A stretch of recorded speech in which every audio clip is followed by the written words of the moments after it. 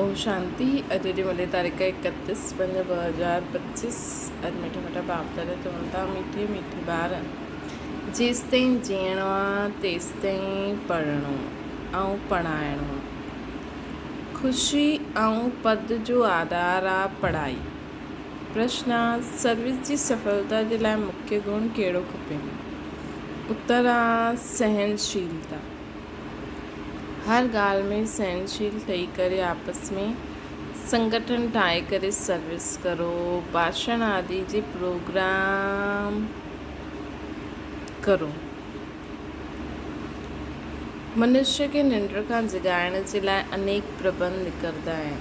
जो तक़दीरवान थियण वारा आहिनि हू पढ़ाई बि रुचि सां पढ़ंदा। गीता असांखे उन राहनि ते हलणो आहे। ओम शांति। छा वीचार करे करे हिते मधुबन में तव्हां ॿार ईंदा आहियो? छा पढ़ाई पढ़णु ईंदा आहियो? कंहिं वटि ईंदा आहियो? कंहिं चईं बाप दादा वटि। इहा नई ॻाल्हि आहे। कॾहिं अहिड़ो ॿुधियो कि बाप दादा वटि पढ़णु वेंदा आहियूं? सो बि बाप दादा ॿई इकट्ठा आहिनि। वंडर आहे न, तव्हां वंडरफुल बाप जी संतान आहियो। तव्हां ॿार बि न रचता न रचना जे आदि मध्य अंत खे ॼाणंदा हुयो। हाणे रचता ऐं रचना खे तव्हां नंबरवार पुरुषार्थ अनुसार ॼाणो आहे। जेतिरो ॼाणियो आहे ऐं जेतिरो जंहिंखे सम्झाईंदा आहियो ओतिरी ख़ुशी ऐं भविष्य जो पद थींदो आहे। मूल ॻाल्हि आहे हाणे रचता ऐं रचना जे आदि मध्य अंत खे ॼाणंदा आहियो। सिर्फ़ु असां ब्रह्मण ब्रह्मणियूं ई ॼाणंदा आहियूं। जेसि ताईं जीअणो आहे पंहिंजे ते निश्चय करिणो आहे कि असां बीके आहियूं और शिव बाबा खां वरसो वठूं था सॼे विश्व जो। पूरो रीति पढ़ंदा आहियूं उहा कम पढ़ंदा आहियूं उहा ॻाल्हि अलॻि आहे। फिर पोइ बि ॼाणंदा आहिनि असां उन्हनि जे ॿार आहियूं। पोइ प्रश्न उठंदो आहे पढ़णु अथवा पढ़ाइण जो। हुन अनुसार पद मिलंदो। गोद में आया निश्चय थी वियो असां राजे जा हक़दार आहियूं। पोइ पढ़ाई में बि राति ॾींहं जो फ़र्क़ु थी वेंदो। कोई त सुठी रीति पढ़ंदा पढ़ाईंदा आहिनि, कोई ॿियो कुझु सूझंदो ई न आहे, बसि पढ़णु ऐं पढ़ाइणु। पोइ हीअ अंत ताईं हलणो आहे। स्टूडेंट लाइफ में कोई अंत ताईं पढ़ाई न हलंदी आहे। समय हूंदो आहे न तव्हांखे त जेसि ताईं जीअणो आहे पढ़णो पढ़ाइणो आहे। पंहिंजे खां पुछणो आहे केतिरनि खे बाप जो परिचय केतिरनि खे बाप रचयिता जो परिचय ॾिनो। मनुष्य त मनुष्य ई आहिनि। ॾिसण में कोई फ़र्क़ु न पवंदो आहे। शरीर में फ़र्क़ु न आहे। इहा अंदर बुद्धि में पढ़ाई गूंजती रहे है न। जेतिरो जो पढ़ंदो है न। शिकिल त असांजी उहा ई आहे। बाक़ी बसि कपिड़ा कंहिं चेंज कया आहिनि कंहिं न कया आहिनि, लेकिन अंदर त सम्झ त चेंज थी आहे न। जेतिरो जो पढ़ंदो ओतिरो उन्हनि खे ख़ुशी बि थींदी। अंदर में रहंदो आहे असां नए विश्व जा मालिक ठहींदमि। हाणे स्वर्ग जा द्वार वञूं था न। पंहिंजी दिलि सां सदैव पुछंदा रहो असां में केतिरो फ़र्क़ु आहे। बाबा असांखे पंहिंजो ठातो आहे। असां छा खां छा ठाहींदा आहियूं। पढ़ाई ते ई मदार आहे न। पढ़ाई सां मनुष्य केतिरो ऊच ठहींदो आहे। उहो त हाणे अल्पकाल क्षण भंगुर जा मर्तबा आहिनि। उन्हनि सां कुझु बि रखियो न आहे उन्हनि में। जीअं कि कोई कम जा ई न आहिनि। लक्षण कुझु बि न हुया। हाणे हिन पढ़ाई सां केतिरो ऊच ठहींदा आहिनि। सॼो अटेंशन पढ़ाई ते ॾियणो आहे। जंहिंजी तक़दीर में आहे उनजी दिलि पढ़ाई सां लॻंदी आहे। ॿियनि खे बि पढ़ाई जे लाइ भिन्न भिन्न रीति पुरुषार्थ कराईंदा रहंदा आहिनि बाबा। उहो ॿार ॿियनि खे बि कराईंदा रहंदा आहिनि। दिलि थींदी आहे उन्हनि खे पढ़ाई करे वैकुंठ जो मालिक ठाहियूं। मनुष्य खे निंड खां जगाइण लाइ केतिरो मथो मारदा रहंदा आहिनि ऐं मारदा रहंदा। इहे प्रदर्शनी आदि त कुझु न आहे। अॻियां हली ॿिया बि प्रबंध निकिरंदा सम्झाइण लाइ। हाणे बाबा पावन ठाहिनि था त बाप जी शिक्षा ते अटेंशन ॾियणो आहे। हर ॻाल्हि में सहनशील बि थियणो खपे। आपस में मिली करे संगठन करे भाषण आदि जा प्रोग्राम रखणा खपनि। हिकु अलफ़ ते ई असां ॾाढो सुठो सम्झाए सघंदा आहियूं। ऊच भॻवान केरु हिकु अलफ़ ते 2 घंटा भाषण करे सघंदा आहियूं।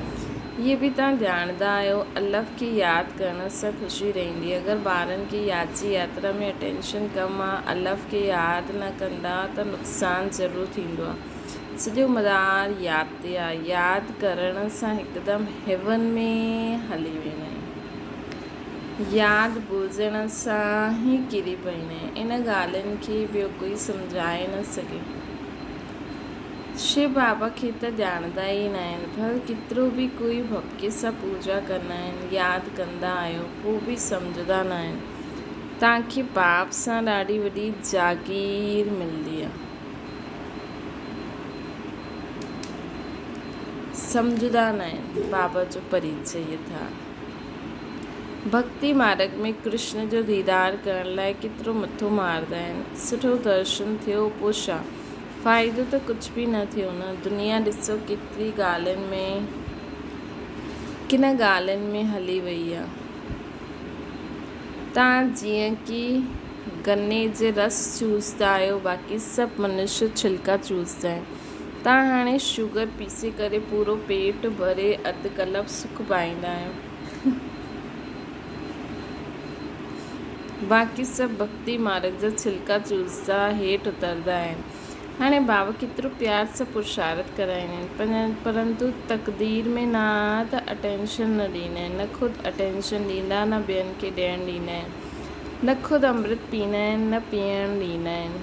ॾाढनि जी अहिड़ी एक्टिविटी हलंदी आहे, अगरि पूरी रीति पढ़ंदा न, रहम दिल न ठहींदा, कंहिंजो कल्याण न कंदा, त उहे छा पद पाईंदा। है न, पढ़ण पढ़ाइण वारा केतिरा ऊच पद पाईंदा। पढ़ण पढ़ाइण वारा केतिरा ऊच पद पाईंदा आहिनि। पढ़ंदा न आहिनि त छा पद हूंदो। उहो बि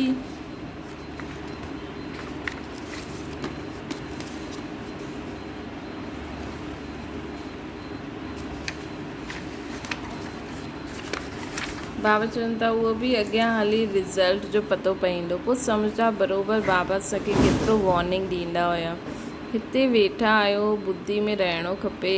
असां बेहद जे बाप वटि वेठा आहियूं। उहा असांखे मथां खां अची करे हिन शरीर द्वारा पढ़ाईंदा आहिनि। कल्प पहिरियों मुआफ़िक। हाणे असां वरी खां बाप जे साम्हूं वेठा आहियूं।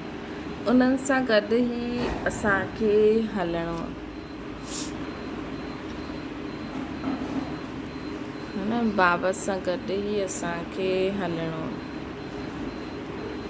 उहो असांखे मथां खां अची करे हिन शरीर द्वारा पढ़ाईंदा आहिनि। कल्प पहिरियों मुआफ़िक। हाणे वरी खां बाबा साम्हूं वेठा आहिनि। उन्हनि सां गॾु ई असांखे हलणो आहे, छॾे करे न वञिणो आहे। बाबा असांखे साथ वठी हलंदा। ये पुराणी दुनिया विनाश थी वेंदी। ये ॻाल्हियूं ॿियो कोई न ॼाणंदो। अॻियां हली करे ॼाणंदा बराबरि पुराणी दुनिया ख़त्मु थियणी आहे। मिली त कुझु बि न सघंदो। ये ॻाल्हियूं ॿियो कोई न ॼाणंदो आहे। टू लेट थी वेंदो। हिसाब किताब चुक्तो करे सभिनि खे वापसि वञिणो आहे। ये बि जो सेंसिबल ॿार आहिनि उहे ॼाणंदा आहिनि। ॿार जो सर्विस ते उपस्थित आहिनि, माउ बाप खे फॉलो कंदा आहिनि। जीअं बाप रूहानी सेवा कंदा आहिनि वैसे तव्हांखे करणी आहे। कई ॿार जंहिंखे इहा धुन लॻियल आहे, जंहिंजी बाबा महिमा कंदा आहिनि, उन्हनि जहिड़ो ठहिणो आहे। टीचर मिलंदी आहे त सभिनि खे हिते बि सभु ईंदा आहिनि न। टीचर मिलंदी त सभिनि खे आहे। हिते बि सभु ईंदा आहिनि। हिते त वॾो टीचर वेठो आहे। बाबा खे यादि ई न कंदा त सुधरंदा कीअं। नॉलेज त ॾाढी सहज आहे। 84 जन्मनि जो चक्कर केतिरो सहज आहे, परंतु मथो मारणो पवंदो आहे। बाबा केतिरी सहज ॻाल्हियूं सम्झाईंदा आहिनि। बाप खे 84 जे चक्कर खे यादि करो त बेड़ो पार थी वेंदो। इहो मैसेज सभिनि खे ॾियणो आहे। पंहिंजे दिलि सां पुछो, चओ केसि ताईं मैसेंजर ठहियो आहे। जेतिरो बाप खे जॻाईंदमि ओतिरो इनाम मिलंदो। जेतिरो ॾाॾनि खे जॻाईंदमि, बाप जो परिचय ॾेई करे ॾाॾनि खे जॻाईंदमि, ओतिरो इनाम मिलंदो। अगरि जॻंदा ई न आहिनि, जॻाईंदो ई न आहे त पोइ छा। पोइ चईंदासीं जीअं सुम्ही पिया आहिनि। पोइ मूंखे मुंहिंजो एतिरो ऊच पद न मिलंदो। बाबा रोज़ु चईंदा आहिनि शमा खे पंहिंजे सॼे ॾींहं जो शाम जो पंहिंजे सॼे ॾींहं जो पोतामेल कढो। सर्विस से बि रहणो आहे। मूल ॻाल्हि आहे बाप जो परिचय ॾियणु। बाबा ई भारत खे स्वर्ग ठातो हुई। हाणे नरक आहे पोइ स्वर्ग हूंदो। चकर त फिरणो ई आहे न। सतो प्रधान ठहिणो ई आहे। बाप खे यादि करो त विकार निकिरी वेंदा। सतयुग में ॾाढा थोरा हूंदा। पोइ रावण राज्य में केतिरी वृद्धि थींदी आहे। सतयुग में 9 लख। पोइ धीरे धीरे वृद्धि खे पाईंदा आहिनि। त्रेता अंत ताईं 33 करोड़ थी वेंदा आहिनि। जो पहिरियों पावन हुया उहो पोइ पतित ठहींदा। सतयुग में देवताउनि जो पवित्र प्रवृत्ति मार्ग हुयो। हुते पोइ अपवित्र प्रवृत्ति वारा ठही वेंदा आहिनि। ड्रामा अनुसार ई चकर फिरणो ई आहे। हाणे वरी तव्हां पवित्र प्रवृत्ति मार्ग वारा ठहो था।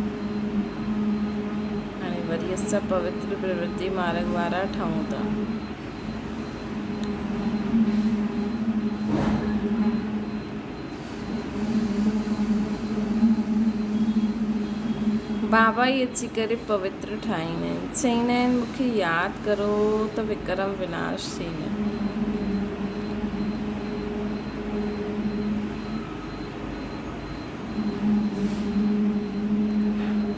तव्हां अधु कलाक पवित्र हुयो पोइ रावण राज्य में तव्हां पतित ठही आहियो। इहे बि तव्हां हाणे सम्झायो। असां बि बिल्कुलु वर्थ नॉट पेनी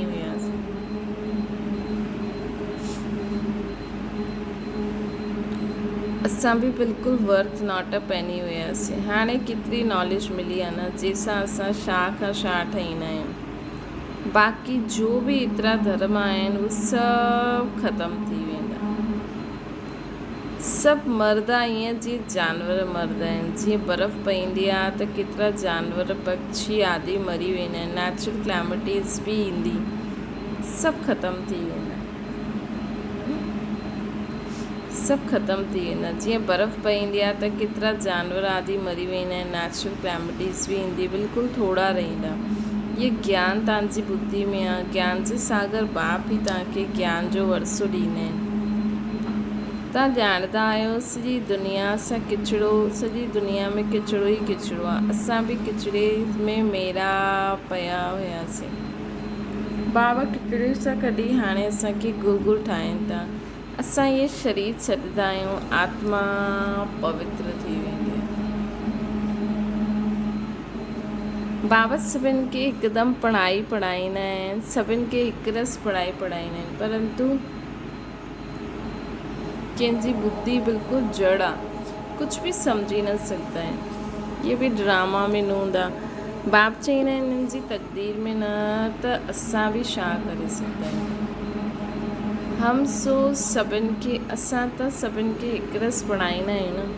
पढ़दा नंबरवार आहिनि। कोई सुठी रीति सम्झी करे सम्झाईंदा आहिनि। ॿियनि जो बि जीवन हीरे जहिड़ो ठाहींदा आहिनि।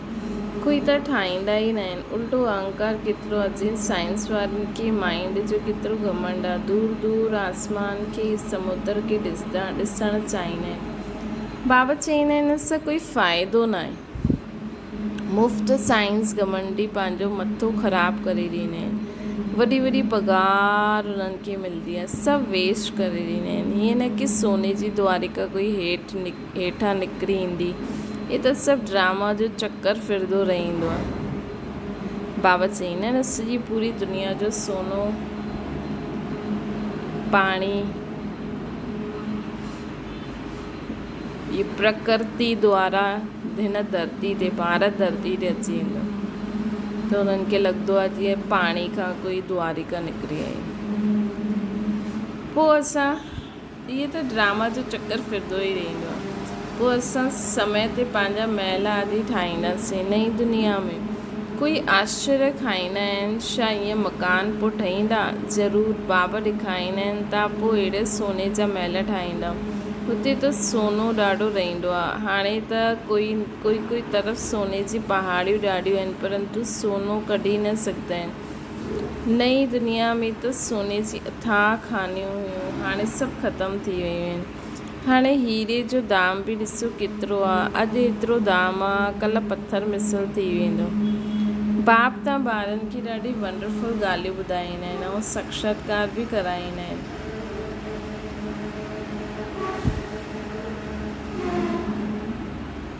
तव्हां ॿारनि खे हाणे ॿुधी में ई रहणो खपे। असां आत्माउनि खे पंहिंजो घर छॾे 5000 वर्ष थिया आहिनि, जेके मुक्ति धाम चइबो आहे। भक्ति मार्ग में मुक्ति जे लाइ केतिरो मथो मारंदा आहिनि, परंतु हाणे तव्हां सम्झायो सिवाय बाप जी कोई मुक्ति ॾेई न सघंदो।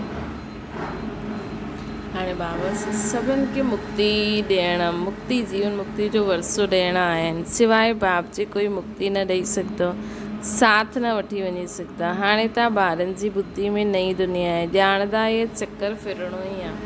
तव्हांखे ॿियो कोई ॻाल्हियुनि में न वञिणो आहे, सिर्फ़ु बाप खे यादि करिणो आहे। सभिनि खे इहे चईंदा रहो, बाबा खे यादि करो त विक्रम विनाश थी वेंदा। बाबा जो ज्ञान ॿुधो त ज्ञान गुण शक्तियुनि जो वरसो वठो। बाबा तव्हांखे स्वर्ग जो मालिक ठाहींदा आहिनि। तव्हां मुंहिंजी जयंती मल्हाईंदा हुयो न, तव्हां मुंहिंजी जयंती मल्हाईंदा आहियो। केतिरा वर्ष थिया आहिनि? 5000 वर्ष जी ॻाल्हि आहे। तव्हां स्वर्गवासी ठहिया आहियो, पोइ 84 जो चकर लॻायो। इहे बि ड्रामा ठहियलु आहे, तव्हांखे सृष्टि चकर अची करे सम्झाइणो आहे। हाणे तव्हां ॿारनि खे स्मृति आई ॾाढी सुठी तरह सां। असां सभिनि खां ऊच पाड़दारी आहियूं, असां सभिनि खां ऊच पाड़दारी आहियूं। पूरी दुनिया में असां ॾाढे ऊच पाड़दारी आहियूं। असांजो पाठ बाबा सां गॾु आहे।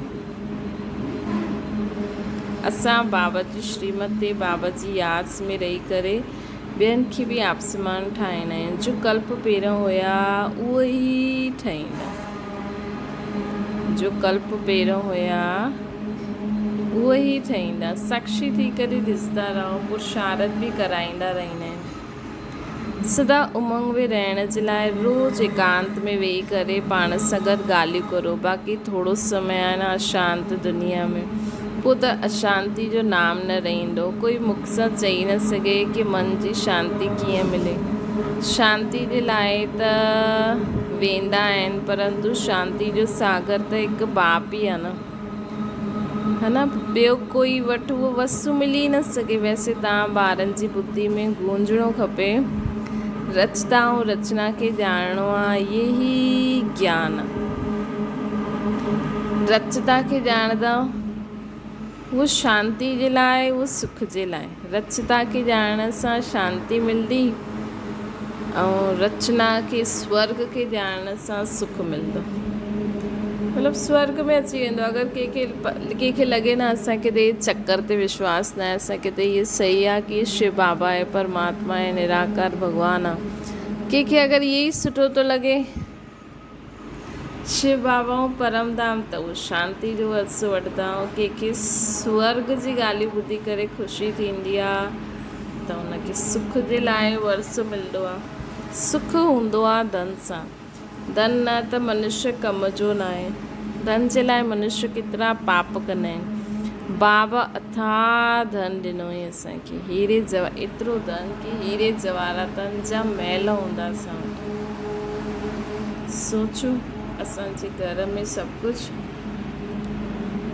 सभु फर्नीचर आदि सभु चीज़ूं सोने जी हूंदियूं। इमेजिन करो अगरि कंहिंखे सोनो भई कंहिंखे हूंदो आहे न सोने जी ये चीज़ पायूं, ये पायूं, ये पायूं। स्वर्ग सोने जो, नर्क पत्थरनि जो। अच्छा, मीठी मीठी सिकी लड़े ॿारनि प्रति माता पिता बाप दादा जो यादि प्यार ऐं गुड मॉर्निंग। रूहानी बाप जी सभिनि रूहानी ॿारनि खे नमस्ते। असांजी बि रूहानी माता पिता बाप दादा खे यादि प्यार, गुड मॉर्निंग और नमस्ते। धारणा जे लाइ मुख्य सार समय कढी एकांत में पाण सां गॾु ॻाल्हियूं करणियूं आहिनि, पंहिंजे खे उमंग उत्साह में लाहिणो आहे, आप समान ठाहिण जी सेवा सां गॾु गॾु साक्षी थी करे हर हिक जो पाठ खे ॾिसण जो अभ्यास करणो आहे।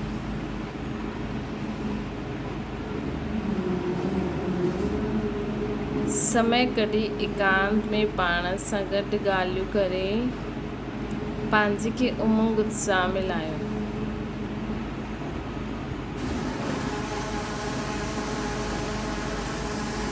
है न? आप समान ठाहिण जी सेवा सां गॾु गॾु साक्षी थी करे हर हिक जो पाठ ॾिसण जो अभ्यास बि करो। असां त पुरुषारथ करूं था उनखे लाइक़ु ठाहिण लाइ, लेकिन अगरि उनजो पुरुषारथ एतिरो न आहे त सम्झो उनजो पाठ ई अहिड़ो आहे। ॿियो आहे बाप खे यादि करे पंहिंजे पाण खे सुधारणो आहे। बाप खे यादि करे पंहिंजे पाण खे सुधारणो आहे। पंहिंजे दिलि सां पुछणो आहे कि मां मैसेंजर ठहियो आहे, केतिरनि खे आप समान ठाहींदो आहे। वरदाना श्रेष्ठ पुरुषारथ द्वारा फाइनल रिज़ल्ट में फर्स्ट नंबर वठण वारा उड़ता पंछी था। फाइनल रिज़ल्ट में फर्स्ट नंबर अचण लाइ पहिरीं ॻाल्हि दिलि जे अविनाशी वैराग्य द्वारा हाणे बीती ॻाल्हियुनि खे बीती हुई ॻाल्हियुनि खे संस्कार रूपी बीज खे जलाए ॾियो। बीती ॻाल्हियुनि जो संस्कार रूपी बीज जलाए ॾियो। ॿियो आहे अमृत वेले खां राति ताईं ईश्वर नियम मर्यादाउनि खे सदा पालन करण जो व्रत वठो, अगरि फाइनल रिज़ल्ट में नंबर अॻियां वठिणो आहे त। टियों आहे मनसा द्वारा वाणी द्वारा संबंध संपर्क द्वारा निरंतर महादानी ठही पुण्य आत्मा ठही दान पुण्य कंदा रहो। मनसा द्वारा वाणी द्वारा संबंध संपर्क द्वारा निरंतर महादानी ठही पुण्य आत्मा ठही दान पुण्य कंदा रहो। जॾहिं अहिड़ो श्रेष्ठ हाई जंप ॾियण वारो पुरुषारथ हूंदो तॾहिं असां उड़ता पंछी फाइनल रिज़ल्ट में नंबर 1 अची सघंदासीं। छा करिणो आहे असांखे नंबर 1 अचण लाइ? छा करिणो आहे? पहिरीं ॻाल्हि त बीती ॻाल्हियुनि खे हाणे बीती करे हुनजो बीज बि ख़तमु करे छॾो। सुबुह खां राति ताईं अमृत वेले खां राति ताईं ईश्वर नियम ऐं मर्यादाउनि खे पालन करण जो व्रत वठो, अर्थात पालन करे हलो। टियों आहे मनसा वाचा संबंध संपर्क द्वारा दानी महादानी ठहो। कंहिंखे जो अचे हुनखे कुझु न कुझु ॾींदा वञो। जॾहिं अहिड़ो श्रेष्ठ हाई जंप ॾियण वारो पुरुषारथ हूंदो तॾहिं असां उड़तो पंछी ठही करे अॻियां वधंदा वेंदासीं। स्लोगन आहे वृत्ति द्वारा वायुमंडल खे पावरफुल ठाहिण। इहे ई लास्ट जो पुरुषारथ ऐं सर्विस आहे। पंहिंजी वृत्ति द्वारा पंहिंजी सोच द्वारा कि सभिनि हंधि हिकदमि शांती पवित्रता सुख आनंद प्रेम शक्तियूं सभिनि हंधि फैलनि थियूं, सभी आत्माउनि खे मिलनि थियूं।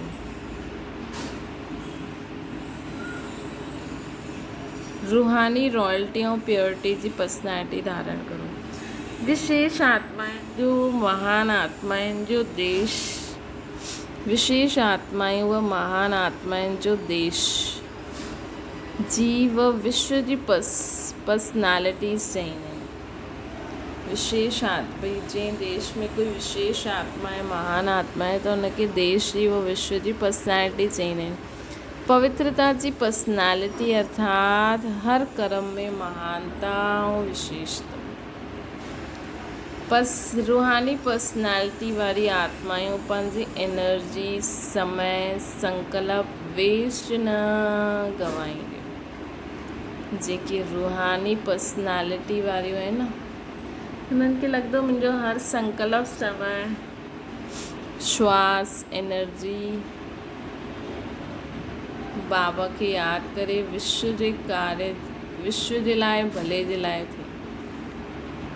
अहिड़ी पर्सनैलिटीज़ वारा कॾहिं बि नंढी नंढी ॻाल्हियुनि में पंहिंजे मन बुद्धि खे बिज़ी न कंदा आहिनि। जेके लॻंदो न त उन्हनि जे मुख मां कहिड़ो बि शब्द निकिरंदो न